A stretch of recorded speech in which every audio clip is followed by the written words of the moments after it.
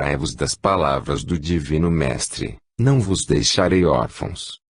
Tendes um Pai que vela incessantemente e eternamente por vós. Tendes irmãos dedicados nas outras esferas, cuja preocupação é cuidar da vossa elevação, porque a vossa fé tantas vezes vacila. Jamais, meus irmãos, jamais aquele que eleva o seu coração a Deus em prece fervorosa, pedindo o seu apoio, a sua direção, por considerar-se incapaz de dirigir-se por si mesmo, jamais sentirá essas indecisões, essa dúvida, porque sobre o que implora com perfeita fé, baixam sempre as claridades do céu. Traçai, pois, a linha do vosso dever, compreendei a situação em que vos encontrais. Ontem um passado negro que, se surgisse de súbito diante dos vossos olhos, vos arrancaria gritos de pavor. A misericórdia de Deus tem impedido que esses quadros tenebrosos que, graças a Ele, já se foram, não venham perturbar os vossos espíritos. Se pudesses ver as cenas negras das vossas vidas anteriores e observar os compromissos assumidos no espaço para a reabilitação dessas consciências pecadoras, melhor compreenderias a situação em que vos encontrais. No entanto, amados irmãos meus, muitas vezes vossa vontade se afrouxa a caminho desse ideal supremo que é o objetivo real da vida, a perfeição dos vossos espíritos. Sentimos que vacilais, parece que a vossa cruz se vai desprender dos vossos ombros, cair, mas vós é que procurais lançá-la fora. Entretanto, caros amigos meus, tendes na vossa vida diária um exemplo significativo para o caso. Quando um homem quer ilustrar o seu espírito, busca os meios de o fazer nos livros, nas páginas que ocultam os segredos da ciência. Ele medita, reflete, estuda, aprende. Se o homem jogar para longe esses livros, entendendo que a ciência não está ao seu alcance, claro que a sua ilustração parará em meio.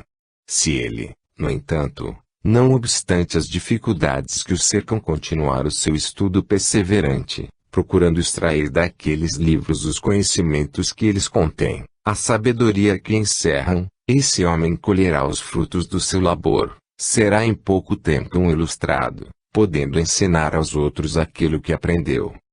Igual prova tendes no que diz respeito ao trabalho pesado. O homem que se dedica ao trabalho pesado, digo físico, metodicamente, certo desenvolverá sua musculatura, tê-lo-á bem mais resistente do que aquele que se nega à prática desse exercício, necessário à sua educação física. Da mesma maneira, amados irmãos meus, na educação do espírito, o homem tem necessidade de aperfeiçoar cada vez mais a sua reflexão no cadinho do sentimento, da dor, mas, se ele nega a colaboração do seu espírito, a sua evolução estaciona, e então, a consequência não se fará esperar, o seu trabalho correrá moroso, sua vida não terá aquela alegria dos que sabem confiar em Deus no sofrimento, dos que compreendem que o vosso mundo é dos efeitos e a causa pertence a outros planos. Queridos irmãos meus, não vos deixeis acorrentar por essas tentações passageiras de revolta, de que os vossos espíritos de vez em quando são acometidos. Procurai crescer, procurai evoluir, procurai ser retos, nobres, justos e humildes, e quanto possível crescer em sabedoria diante de Deus.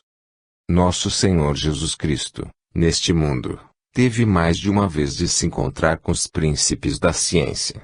Quando na aparência apresentava-se com a idade de 12 anos, pela primeira vez se pôs em frente aos doutores do seu tempo, os príncipes e sacerdotes, que eram os doutores da lei, e eles emudeceram diante da criança.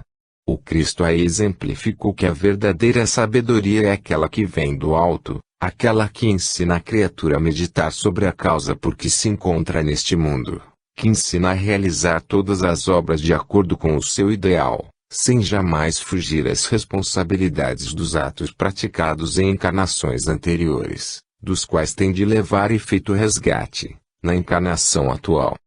Quando tiverdes cumprido assim o vosso dever, quando o espírito, se desprendendo da matéria, puder penetrar o seu olhar no mundo invisível, terá a verdadeira visão da vida.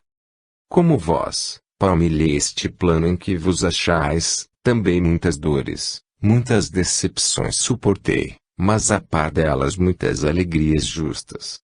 Deus jamais me negou a compensação. Se eu sofria, havia alguém que sofria comigo, e essa sociedade se torna bem suave a quem carrega a sua cruz.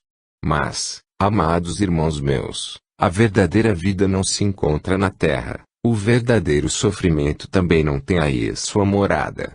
E se possuísseis todos, como é certo possuírem alguns neste recinto, o dom da vidência, capaz de divisar o que se passa no além, prestando boa atenção ao que vos rodeia, auxiliados por uma concentração menos frouxa, divisaríeis os quadros que eles naturalmente estão apreciando, podendo então formar uma ideia do futuro que vos aguarda, se bem souberdes cumprir como vosso dever. Poderíeis apreciar o que se desenrola em plano não muito afastado do vosso, porquanto não podeis divisar as esferas mais distanciadas.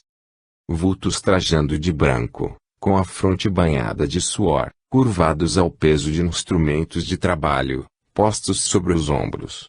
Com as suas fisionomias alegres, prazenteiras e satisfeitas, caminham para prestarem contas do seu dia de trabalho àquele que é competente para os dirigir. Aproximam-se dele, mostram o trabalho realizado. Adubaram a terra, semearam, a semente brota, frutifica, estão alegres, regozijam-se com aquele que os dirige, porque terminaram a tarefa do dia. Do outro lado, um quadro menos consolador se divisa, rostos abatidos, fisionomias contrafeitas, demonstrando contrariedade ou remorso. Aproximam-se e, perguntados pelo que fizeram na sua tarefa, respondem: cansamos no meio do trabalho, por nos faltarem as forças, pelo que, o nosso trabalho ficou em meio. Como? Indaga aquele que os dirige. Quando partistes recebestes o mesmo sustento que estes, no entanto não soubestes cumprir com o vosso dever. Olhai, aqueles voltaram alegres, cansados do trabalho é certo, porém satisfeitos, tendo impressa nas suas fisionomias a satisfação do dever cumprido, ao passo que vós, cabisbaixos, tristes e pesarosos, vindes confessar que o vosso dever não foi executado. Amados irmãos meus, nos quadros que acabo de descrever, e que o médium experimentado pode constatar pela experiência adquirida no desenvolvimento de sua mediunidade, se vê a alusão clara e patente da vossa vida neste mundo. Quando daí partirdes e tiverdes de comparecer perante o Senhor, que tomará contas da vossa tarefa, voltareis satisfeitos, alegres e prazenteiros, estampada no rosto a impressão suave daquele que sabe que está no agrado do seu Deus, ou, então, cabisbaixos por terdes de dizer ao Senhor da vinha: não me foi possível executar o trabalho, devido às tentações, os trabalhos do mundo, os prazeres, tudo isso atropelou meu espírito e eu, fraco, me acovardei e por isso só ficou cumprida uma parte do meu dever, a outra ficou por terminar. A estes o que acontecerá? Serão expulsos de diante do seu mestre como réprobos, lançados para longe deles, sem amparo, sem arrimo, sem conforto. Não, amados irmãos meus, pois que assim não se executaria a justiça divina. Serão então premiados como os que cumpriram com o seu dever. Igualmente não, porque a justiça de Deus é inflexível. O que lhes acontecerá, pois? O mestre que tudo dirige lhes dirá: meus filhos, como aqueles outros vossos irmãos quisestes uma tarefa, e partindo para a terra levastes incumbência de realizar uma empresa que não estava além das vossas forças, pois que o pai não sobrecarrega seus filhos senão do peso que lhes é permitido suportar. Voltastes, no entanto, tendo cumprido somente em parte o vosso trabalho. A verdade é que ele ficou incompleto e precisa ser terminado. Assim, vós que falistes por não terdes acabado a vossa tarefa, alegastes este e aquele obstáculo, mas aqueles também tiveram de lutar com os mesmos obstáculos, por isso voltareis, novamente, para concluirdes o trabalho. É assim, meus amigos, que se realize a vontade de Deus, sempre regida pela mais inflexível justiça, aliada à doce misericórdia de nosso Senhor Jesus Cristo, que não expulsa o seu Filho, não o lança fora, pois que baixou a este mundo, justamente, para nos ensinar que quando as ovelhas estiverem guardadas no aprisco e só uma se desgarrar, deve o pastor galgar montanhas, vencer florestas, correr embora os maiores riscos, seguir em procura da ovelha desgarrada e trazê-la para o redil. Esta é a doutrina de nosso Senhor Jesus Cristo e vós deveis assim proceder. Meus irmãos, quando errardes, quando a vossa fraqueza vos induzir a esta ou aquela falta, lembrai-vos da frase do Divino Mestre: voltai atrás, reparai o mal praticado, sem vacilar, porque só assim tereis o coração limpo diante do Senhor, e a vossa inteligência mais esclarecida. Deus não tem preferência pelos seus filhos, o seu amor, a sua dedicação, os seus cuidados, serão iguais para todos. E se alguns parecem ser melhor dotados de inteligência ou de coração do que vós mesmos, não é privilégio, meus amados irmãos, é porque estas criaturas se puseram nas condições de melhor receberem as esmolas do céu, e se vós vos puserdes nessas mesmas condições, também recebereis igual quinhão. Queridos irmãos meus, quanto é doce e agradável estar convosco por algum tempo. Não me podeis ver, mas sabeis que estou presente neste momento em que minha alma se abre diante de vós, procurando encorajar-vos no cumprimento do vosso dever, tal qual comigo fizeram aqueles que se encontram nas esferas superiores, quando eu palmilhei esta mesma terra em que vos encontrais. Sinto a vossa impressão sobre mim, sinto que a vossa inteligência busca guardar na memória estas minhas singelas mas sinceras palavras, que por outros lábios me é dado proferir. E a minha alma se regozija e se alegra quando tão amigadamente vos lembrais de mim, quer nas vossas preces, quer pela confiança que depositais no vosso dedicado irmão. Sinto que devo partir, porque sabeis este meio não me é próprio, nem penso aqui permanecer por muito tempo. Quando a vossa boa vontade me atrair, quando o vosso desejo sincero de ouvir a palavra do vosso velho amigo, pobre de luzes, é certo, mas rico do amor de Deus, quando a vossa caridade chegar ao ponto de recolher estas palavras pronunciadas com a melhor das intenções, suplicai diretamente ao bondoso e divino Mestre, porque a um aceno seu todos nós desveladamente acudiremos e assim estaremos prontamente convosco.